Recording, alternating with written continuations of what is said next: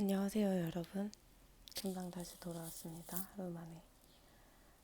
방금 설거지를 하다가 여러분께 꼭 말씀드리고 싶은 주제가 하나 생각나서 마치고 바로 후다닥 뛰어왔는데요.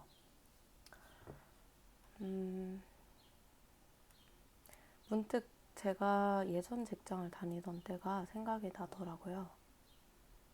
그때 당시에 상당히 괴로웠습니다. 제가 이전 직장을 총 10년을 다녔는데 그 중에 8년 정도를 제가 이해할 수 없는 가치관을 가진 상사와 일을 했었어야 됐어요. 꽤 오랜 기간 동안 심리적으로 많은 고통을 받았습니다. 비단 그 분 때문만이라고 할 수는 없겠죠, 아마. 왜냐면 모든 관계는 상호작용이고 화학작용이니까요. 하지만 분명한 건 뭐였냐면 내 성격상 정말 힘든 상사였다는 거. 그거 하나만은 진짜 분명했습니다. 그런 사람 밑에서 8년을 버틴 저도 진짜 대단한 것 같고요. 그래서 제가 그분이 너무 이해가 안 돼가지고 무슨 책을 사서 읽어봤냐면 로버트 그린의 권력의 법칙이라는 책을 샀어요. 그래서 읽었는데 그제서야 조금 이해가 되더라고요. 그러니까 사실 제가 많은 공부가 됐습니다. 남자들이 보통 더 권력에 뭐 민감하다 이렇게 얘기를 하죠. 저는 잘 모르겠습니다. 그게 여자도 더 그럴 수도 있다고 생각하는데 뭔가 스펙트럼이 조금은 바이어스 돼 있는 게 있을 수도 있겠다는 생각은 합니다. 근데 기본적으로 저는 권력에 그렇게까지 막 관심이 많지가 않은 스타일이었던 것 같아요. 그래서 이해를 못했던 거고 왜 저 가만히 제 일만 하고 있는 저를 그렇게 괴롭혔는지, 왜 그렇게나 제가 성장하는 거를 다 막고 모든 기회를 차단하고 다른 사람들에게 저에 대해서 이제 사실이 아닌 말들을 퍼뜨려 가면서 저를 모함하고 저를 나쁜 사람으로 만들고 해서 고립시키고. 네, 지금 목이 메인 게 아니고요. 제가 목소리가 잠깐 잠겼어요. 네. 그 하도 오랫동안 겪은 일이어서 뭐랄까 목이 잠길 만큼 그렇게 힘들게 지금 느끼진 않습니다. 그런 식으로 제가 되게 회사에서 이상한 사람이 되어 있었고요.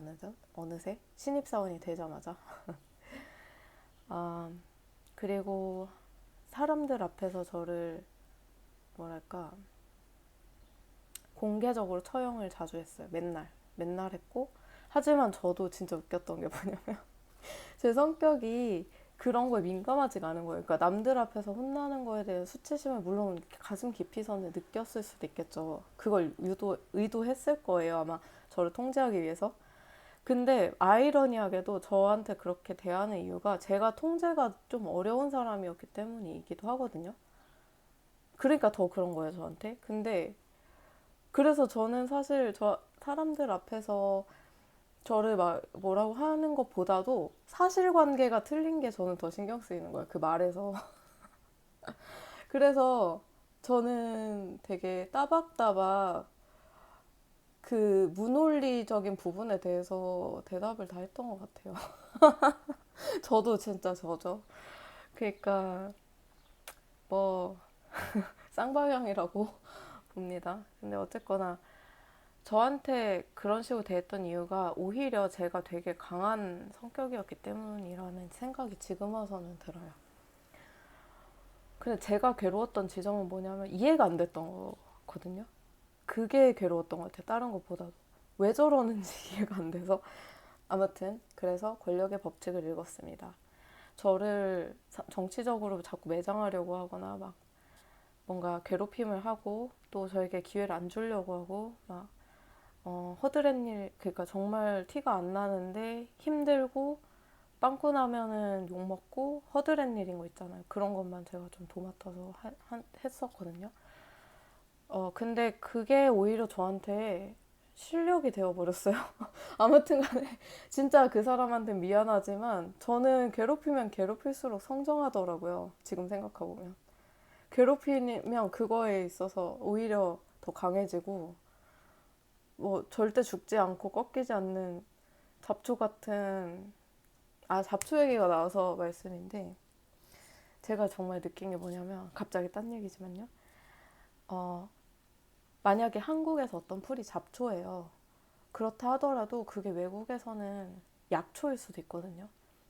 쓰임에 따라 다르고 니즈에 따라 다르는 거예요.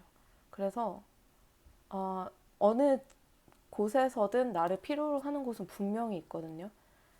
나를 안 필요로 하는 곳에서 나를 잡초라고 봤다고 해서 내가 잡초인 거 아니에요. 절대로.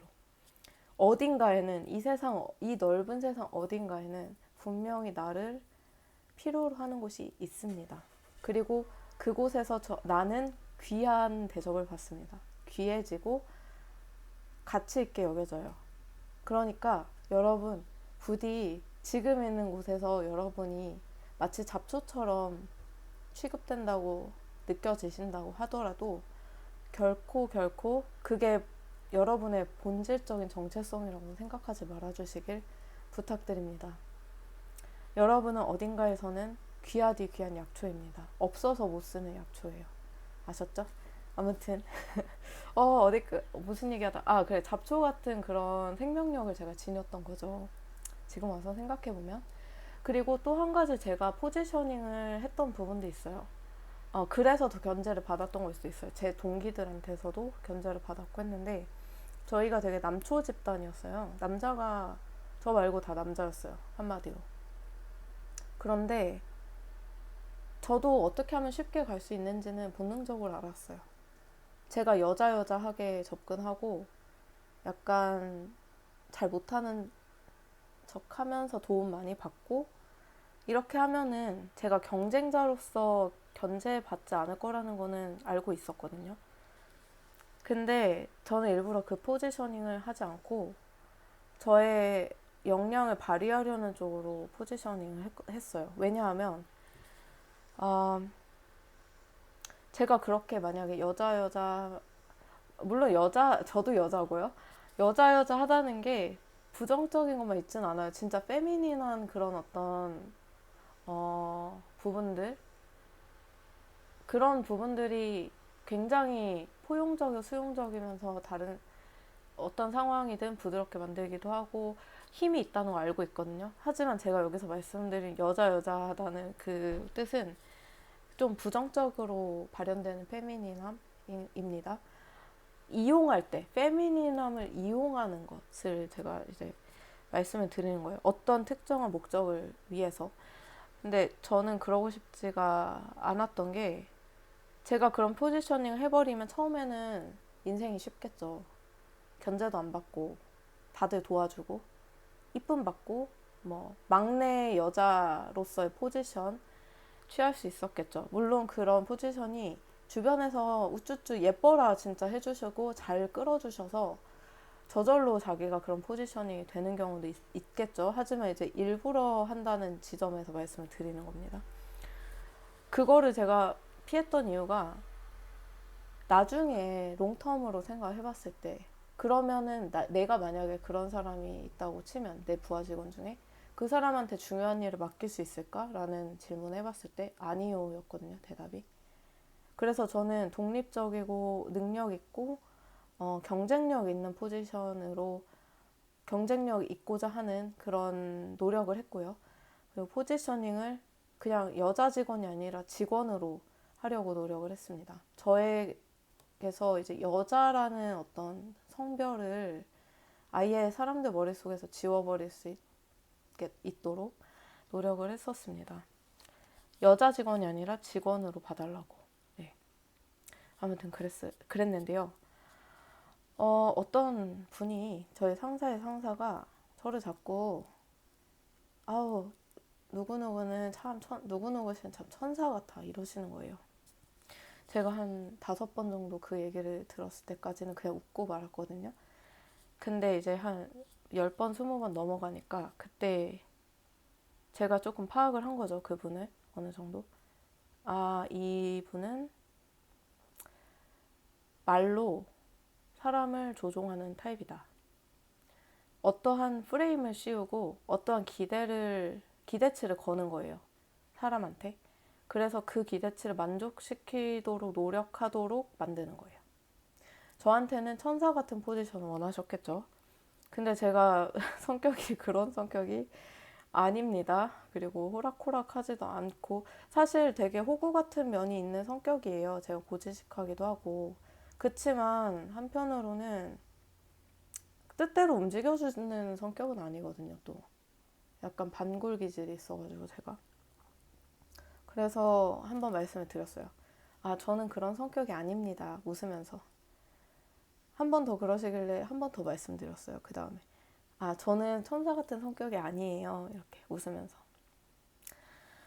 어, 제가 왜 그랬냐면은 저를 천사 포지션으로 만들어가지고 제가 천사들이 하는 그런 남들이 하기 싫은 굳은 일들 도맡아 하는 사람으로 되어버리는 게 싫거든요, 저는.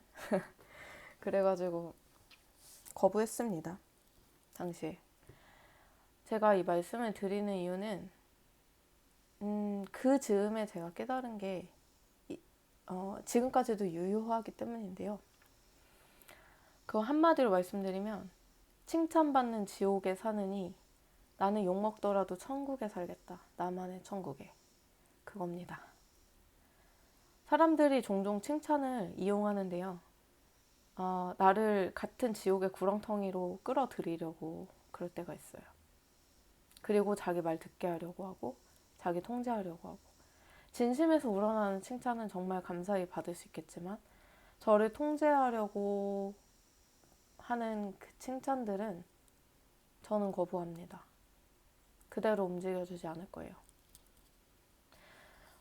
욕을 먹는 이유는 뭘까요? 사람들한테? 여러 가지가 있겠죠. 나쁜 놈이어서 욕 먹을 수도 있겠죠. 당연히. 막 민폐 끼쳐서 욕 먹을 수도 있겠죠. 하지만 그 민폐라는 거가 굉장히 주관적이라는 거 여러분도 아실 거예요. 민폐의 범위에는 본인이 기분이 상한 것도 있어요. 심지어. 근데 그 기분 상한 게 본인의 약함 때문일 수도 있는 거거든요. 본인의 컴플렉스 때문일 수도 있고. 그것까지도 이제 저를 탓하는 거죠. 그게 욕먹는 거의 메커니즘이라고 전 생각합니다. 그러니까 브로드한 거예요. 되게 넓은 범위에 욕먹는 이유가 있는데 어쨌거나 그거 한 가지로 귀결시킨다면 그 욕하는 사람 불편하게 했다는 거거든요. 기분을.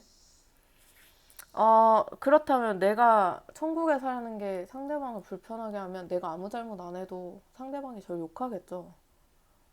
근데 그거에 제가 끌려 내려가서 족쇄를 차고 그 사람이랑 같은 레벨의 지옥에 가야 될까요? 과연? 저는 그걸 단호히 거부합니다. 욕하라면 하라고 하죠. 자기들 입만 더러워지니까요. 물론 저도 사람이니까 신경이 당연히 쓰이거든요. 진짜 짜증나요, 조금. 어쩔 때는 막 제가 심지어 어떤 꿈을 꿨냐면 개미떼가 제 몸을 막 기어오르는 꿈을 꿨어요. 근데 그 어떤 단체 안에 있는 상황에서 근데 그 단체가 제가 좋아하기도 하지만 몇몇 사람들이 저를 약간 되게 막 자꾸 뭐라고 해야 되지? 시비를 거는 거예요. 예를 들면 이런 거예요. 제가 박사학위를 땄어요. 뭐 그랬는데 이제 뭐 처음에는 축하한다고 하다가 한 하루 정도 뒤에 어쩌다가 뭐 누가 잡을 구했다. 그러니까 직업을 구했다는 얘기가 나왔어요. 근데 그때 진짜 뜬금없이 막 맥락 없이 아 그래 미국에서는 학위는 하나도 안 중요해 막 경험이 중요하지 그렇게 잡을 찾는 거지 이러시는 거예요. 그래서 이런 식의 겐세이를 저한테 한 진짜 세 번째 하시더라고요. 좀 굵직굵직하게. 그래서 저도 성격이 만만치 않으니까 뭐 그때마다 그냥 웃으면서 약간 잘 대처했어요. 네, 잘 대처를 했는데 첫 번째 건 아예 대꾸도 안 했고요. 그런 것들이 저는 되게 짜증이 나고 막 이게 크게 힘든 건 아니지만은 은은하게 괴롭히는 거예요, 사람을. 물론 그렇습니다. 하지만 그렇다 하더라도 저는 제가 원하는 걸 가질 겁니다. 저는 제가 박사학위 따고 싶으면 딸 거고요. 제가 뭐 좋은 직업 갖고 싶으면 가질 겁니다. 누가 욕하든 말든. 욕하는 건 약간 그 사람들 몫이에요, 진짜. 내가 뭐 그 사람들한테 잘못해서 그런 경우라면 내가 나를 돌아봐야겠지만 그렇지 않은 경우라면 그냥 진짜 음 뭐랄까요? 그냥 먹이 금지? 아예 그냥 신경 안 쓰는 게 상책인 것 같아요. 물론 그게 어렵지만요. 아무튼 제가 말씀드리고 싶은 건 이거였어요. 잘 살면은 욕먹을 수밖에 없거든요. 왜냐하면 그게 그 사람들의 열등감을 트리거를 시키기 때문에 그거는 그냥 신경 안 써도 되는 것 같아요. 그 사람들이 예를 들어서 내 직장 상사여가지고 뭐 저 예전처럼 진짜 제 직장 생활, 직장 라이프에 막 지대한 영향을 끼친다. 그러면은 잘 지내보려고 노력을 어느 정도 해봐야겠지만은 그냥 뭐 취미 활동에서 만났다든지 그런 사람들한테까지 굳이 잘 보이려고 해야 되나? 저는 옛날에는 진짜 모든 사람한테 다 잘 보이려고 했었거든요. 지금도 그런 경향이 있을 수도 있어요. 근데 지금은 그래도 조금 나아지고 있는 것 같아요. 이게 어느 정도 스스로를 용서하는 거랑도 연관이 되고요. 또, 제가 막 예를 들어서 예전에는 사람들 만나고 오면은 너무 피곤한 거예요. 제가 했던 말들이 막 떠오르면서 아, 그 말 하지 말았어야 되는데 이러면서 되게 그러다 보니까 사람 안 만나고 싶어지더라고요, 나중에는. 근데 제가 저 자신과 남들을 더 용서하는 쪽으로 가면서부터 사람 만나고 나서도 상쾌합니다, 그냥. 제가 뭐 말을 잘못했을 수도 있겠지만 예전이랑 비슷한 레벨로 그럴 수도 있겠지만 이제는 제가 남들이 저한테 그런 얘기를 한다고 했을 때 그냥 대수롭지 않게 아, 뭐 사람이 그럴 수도 있지 뭐. 아, 그런 얘기 할 수도 있지. 이렇게 넘길 수 있어서 그런 것 같아요. 그러다 보니까 저도 그런 용서를 받을 수 있을 것 같다는 어떤 물론 실제로 그러지 않을 수도 있지만 그러한 어떤 자동적인 믿음? 그런 게 생겼나 봐요. 그래서 성경에서도 그런 얘기가 나오잖아요. 많이 나오는데 음, 내가 남을 용서하면 하나님도 나의 죄를 용서해 주실 거다라고 나오거든요. 이게 베리에이션이 좀 있지만 근데 그게 저는 어떻게 보면은 내가 남을 용서하잖아요. 그러면은 내가 나도 용서를 잘해줘요. 레벨이 달라지기 때문에 이 레벨이 엄격함의 레벨이 남이랑 나한테 각각 달리 적용될 수도 있지만 그냥 제 경험상 경우에는 거의 비슷하게 가더라고요. 그러니까 제가 저한테 더 엄격하면 남한테도 더 엄격해져요. 그렇게 가더라고요. 그래서 이 성경에 나온 용서하라는 말씀이 그런 의미에서도 나를 용서하는 발판이 되지 않나? 이런 생각을 해봅니다. 그래서 제가 그러한 어떤 욕하는 거 이런 거를 좀 더 강인하게 견뎌내고 좀 신경 덜 쓰고 하게 된 것도 용서에 기인한 것도 있는 것 같아요. 나도 어쩔 때는 다른 사람 질투 날 때 있다. 이거를 겪어봤고 그거에 그 감정의 불같은 그 뜨거움, 힘듦을 나도 겪어봤고 그럴 때 나도 모르게 그런 말이 튀어나올 수 있음을 나도 경험해봤고 그걸 잊지 않는 거 그러면은 다른 사람이 저한테 그래도 그냥 인간사 그렇지 뭐 이러면서 넘길 수 있는 건가 싶기도 해요. 그러니까 이런 경우는 좀 더 개별적인 케이스로 다루기보다는 일반론으로 다루면 도움이 되는 것 같습니다. 그렇게 되면서 이게 다 연결이 되어 있는데요. 그렇게 제가 저를 용서하고 남을 용서하고 다른 사람의 발언에 크게 덜 신경을 쓰게 되면서 제가 원하는 걸 더 적극적이고 솔직하게 추구할 수 있게 되었습니다. 이 연결성이 굉장히 오묘하고 굉장히 미묘하고 바로 곁에 있는데도 잘 보이지 않지만 깨닫고 나면 와, 이게 이렇게 연결된다고? 이런 느낌을 주는 것 같아요, 저한테는. 그렇습니다. 여러분, 칭찬받으면서 지옥에 사시느니 우리 욕 먹더라도 우리가 원하는 거 하면서 삽시다. 그래도 됩니다. 욕먹는 거 아무것도 아니에요. 제가 또 이렇게 아무것도 아니라고 할 수 있는 진짜 큰 이유 중에 하나가 하나님의 정의로움을 제가 믿고요. 하나님의 저를 지켜주실 것임을 믿고요. 그 사람들이 저를 해치지 못할 거라는 거. 그 새치혀로 저의 어떤 것도 해하지 못하고 어떤 것도 건드리지 못하도록 하나님이 지켜주실 거라는 걸 제가 믿기 때문입니다. 이 믿음 안에서 제가 더 강해질 수 있고 더 솔직해질 수 있고 더 진실되게 저의 욕망을 쫓을 수 있습니다.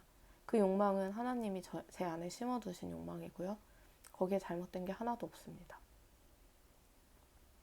우리는 그렇게 살으라고 그렇게 지어진 거예요. 그래서 저는 결국에는 이 여정, 인생 여정이 진정한 나를 찾아가는 여정이라고 생각해요. 진정한 나를 되찾고 또 더 나은 버전의 나를 찾아내고 최고 버전의 나를 이룩해내고 현실화하는 거.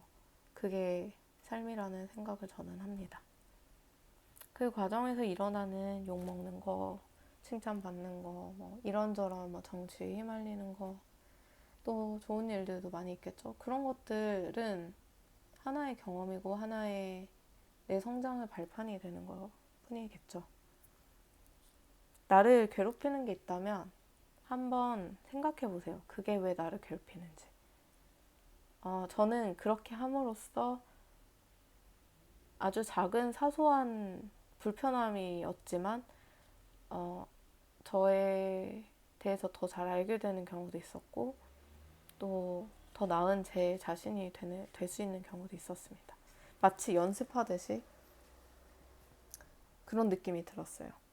그 심리학 용어까지인지는 모르겠는데 제가 심리 상담을 받다가 들은 용어 중에 훈습이라는 말이 있습니다. 이렇게 상담을 하고 나면은 내담자도 깨닫는 게 있잖아요. 그 대화 내에서.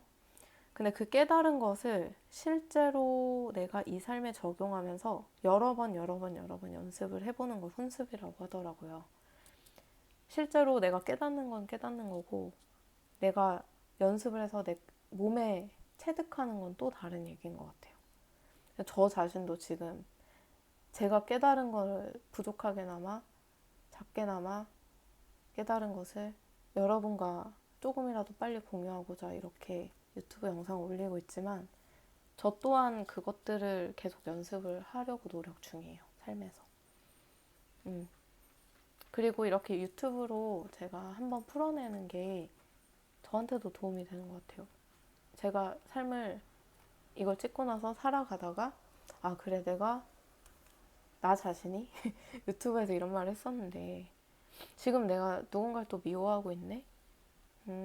용서해볼까? 이렇게 도움이 되더라고요. 네, 여러분도 여러분의 삶에서 깨달으신 게 있다면 작게라도 연습을 많이 해보시기를 바랍니다. 네. 오늘은 여기까지 말씀드릴게요. 여러분 제 채널 봐주셔서 감사하고요. 그리고 이거 꼭 말씀드려야 됐어요. 제게 구독자분이 한 분 계시거든요. 누구신지는 잘 모르겠어요. 제가 혹시 확인할 수 있을지도 모르지만 그 방법을 모르겠더라고요. 근데 그 구독자분이 되게 특별하신 게 제 첫 번째 영상에 첫 번째 뷰가 뜨자마자 구독이 1이 늘어났어요. 그 말인즉슨 저의 첫 번째 영상에 첫 번째 보신 분이 제 첫 번째 구독자라는 거거든요. 너무 신기했어요. 신기하기도 하고 감사하기도 했어요. 왜냐하면 서브스크라이버가 0이면은 좀 그렇잖아요. 그래도 근데 1이니까 너무 좋더라고요. 처음부터 1이니까. 이 자리를 빌어서 저희 첫 번째 구독자님께 감사의 말씀을 전합니다. 네, 여러분 모두 평안하시기 바랍니다. 감사합니다. 사랑합니다.